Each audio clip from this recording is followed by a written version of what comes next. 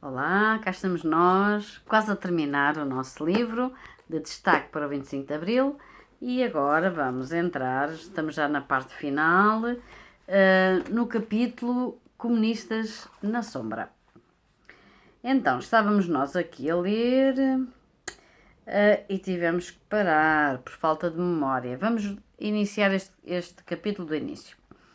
O Comitê Central do PCP reúne-se pela primeira vez na legalidade a 4 de maio, sábado, mas Álvaro Cunhal continua assaltado pela incerteza sobre as reais intenções de Spínola e da Junta de Salvação Nacional e, na dúvida sobre a evolução dos acontecimentos, manda que o partido mantenha na sombra alguma das suas mais importantes estruturas. Todo o aparelho comunista de Lisboa volta a mergulhar na clandestinidade. O PCP precisa de um partido aliado para a Revolução Democrática Nacional. A Comissão Democrática Eleitoral, CDE, que no tempo de Marcelo Caetano era uma espécie de braço legal de comunistas, pode ser um aliado seguro. Fiel à estratégia de Cunhal, CDE transforma-se em partido político chamado Movimento Democrático Português, com a sigla MDP/CDE. O país está paralisado, não há governo. Os ministérios, sem direção política, estão entregues a delegados da Junta de Salvação Nacional. Álvaro Cunhal propõe um modelo de governo provisório. Spínola toma posse, a 15 de maio, como Presidente da República. E, no dia seguinte, cumpre-se a proposta de Álvaro Cunhal e o chefe de Estado dá posse ao primeiro governo provisório, chefiado por Adelinda Palma Carlos, respeitado catedrático de Direito, homem de esquerda liberal. Cunhal entra para o governo como ministro sem pasta. Mário Soares tem a pasta dos negócios estrangeiros, mas o PCP e o fiel aliado MDP/CDE dominam os ministérios da Educação, do Trabalho e dos Assuntos Sociais. Por iniciativa do secretário de Estado do Trabalho, Carlos Carvalhas, ainda longe de imaginar que 2 décadas depois passaria à história ao suceder a Cunhal, é fixado o primeiro salário mínimo, 3.300 escudos, o que corresponderá a valores de 2019 a cerca de 450 euros. É garantida pela primeira vez à generalidade dos trabalhadores uma remuneração mensal mínima.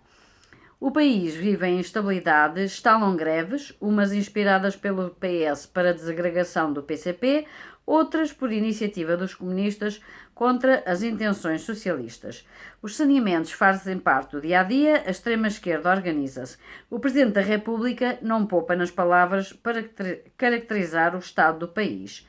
Anarquia política, descalabro nacional, indisciplina cívica. O governo não tem, na prática, orientação própria. Trabalha de acordo com as linhas definidas no programa do MFA e esta dependência mortifica tanto o presidente Spínola como o primeiro-ministro Palma Carlos. O programa do MFA prevê que as eleições para a Assembleia Constituinte tenham lugar dentro de um ano. Os deputados então eleitos votariam, um ano depois, nova Constituição. Só depois seriam eleitos o Presidente da República e o Parlamento, de onde nasceria o primeiro governo constitucional que organizaria as eleições autárquicas. Até lá, o Presidente da República seria nomeado pela Junta de Salvação Nacional e o país governado por executivos provisórios. O Primeiro-Ministro propõe ao Presidente alterar este estado de coisas, o que redundaria numa segunda revolução.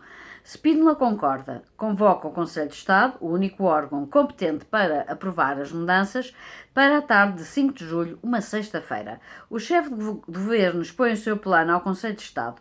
Palma Carlos está nas suas 7 quintas, como se estivesse a dar uma lição na Faculdade de Direito. O chefe do governo pretende reforçar o seu poder e o de Spínola. Propõe que primeiro seja eleito o Presidente da República. Ao mesmo tempo, seria referendada uma Constituição provisória. Extinguia-se a Junta de Salvação Nacional e a Comissão Coordenadora do MFA.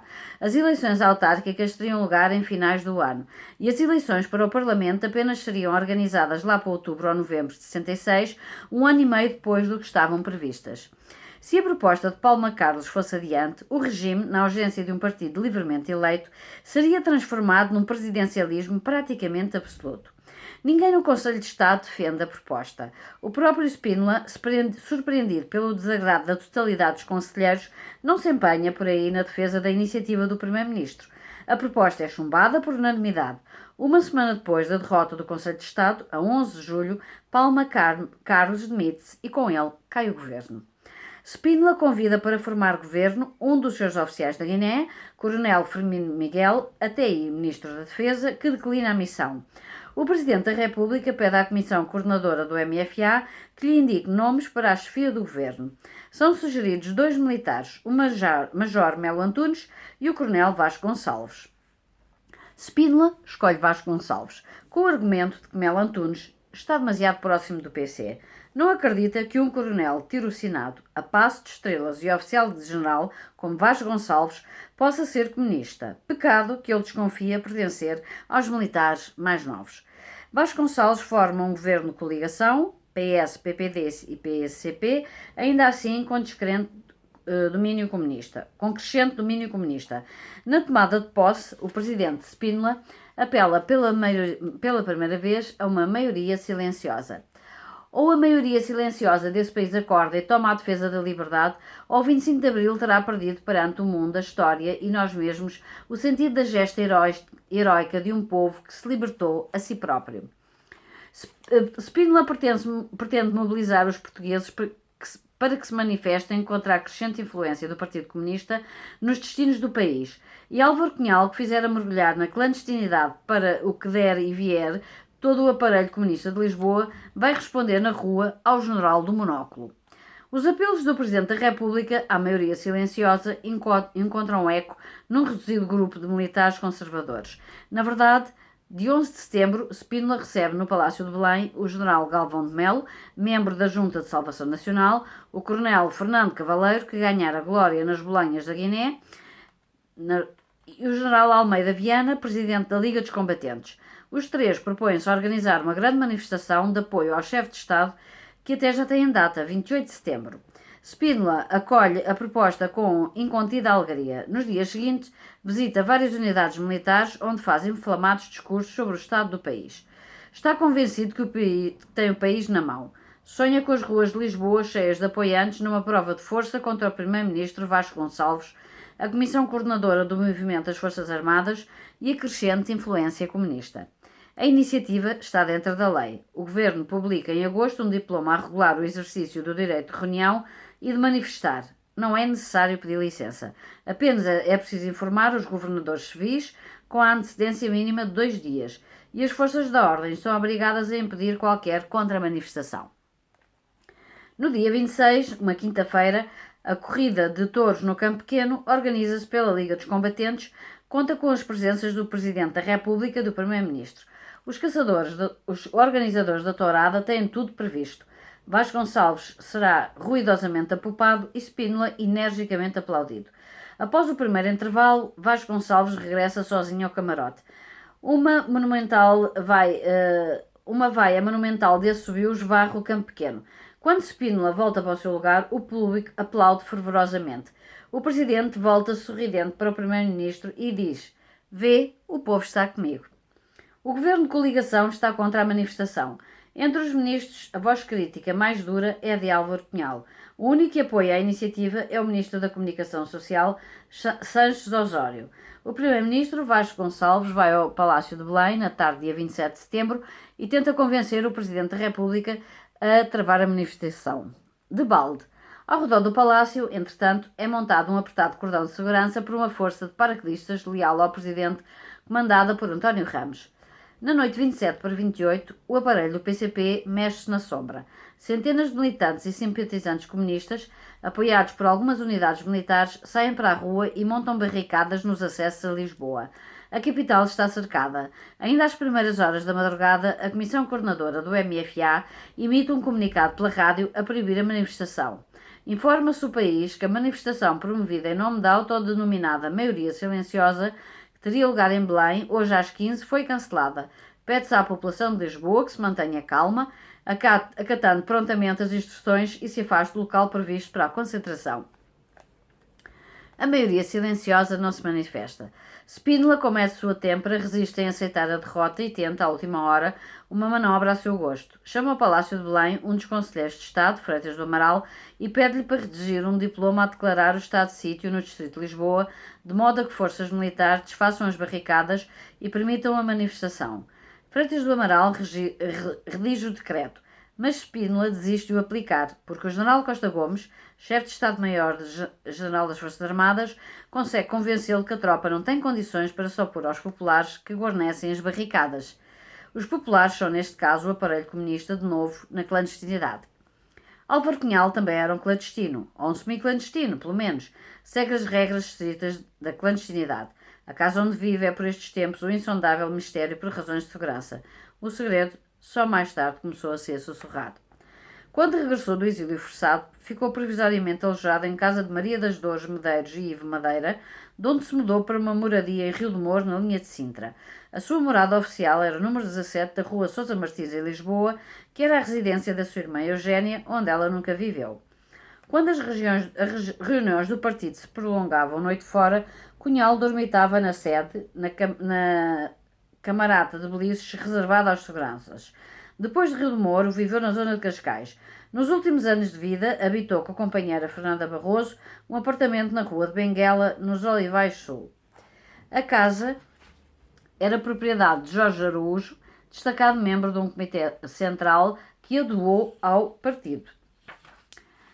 Fosse pela herança dos difíceis e marcantes anos que viveu na clandestinidade, pelo seu temperamento, por conveniências políticas ou por tudo junto, Álvaro Cunhal ergueu à sua volta um muro intransponível com que resguardou a sua vida privada e a dos seus. Nunca se expôs, muito menos expôs as companheiras, a filha ou os netos, recusava o culto da personalidade e não colocou uma única fotografia sua em cartazes eleitorais. Mas ao recusar o culto da personalidade, acabou por reforçá-lo. Um corpo de seguranças leais, treinados na República Democrática da Alemanha, protegiu-no de todos os perigos que ele julgara correr. O partido não tinha dúvidas de que Álvaro Cunhal era amado e admirado por muitos portugueses, mas também sabia que havia gente que o queria matar. O país, em 75, esteve à beira de uma guerra civil, porque havia-se com esquemas de segurança dignos de um homem de Estado sob ameaça permanente. Mesmo quando conduzia o seu carro entre a residência e o trabalho na sede do partido, mudava de automóvel durante o trajeto e era permanentemente seguido, com maior ou menor discrição, pelos seus anjos da guarda.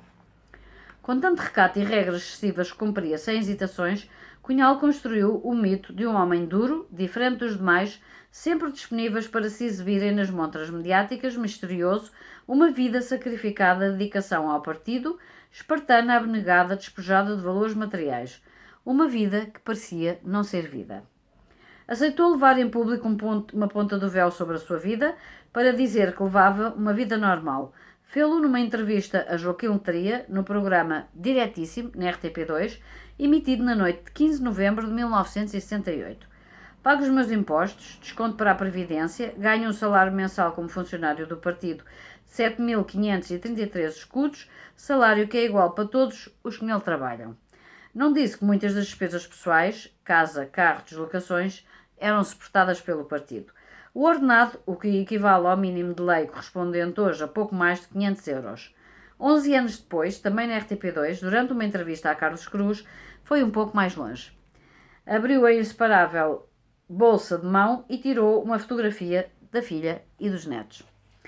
Almoçava habitualmente na cantina da sede do partido. Ia para a fila, de bandeja na mão, como todos os outros funcionários. Não era muito de ir a restaurantes, a não ser ao seu forno de cima, no Pragal, na margem sul, sugerido por Úrsula Ulubataro, comunista exilada em Moscovo, que gravou a primeira versão da Avante Camarada com o pseudónimo Luísa Basto. Cunhal sabia cozinhar, gabava-se dos seus pastéis de bacalhau, era apreciador de queijos e de vinho.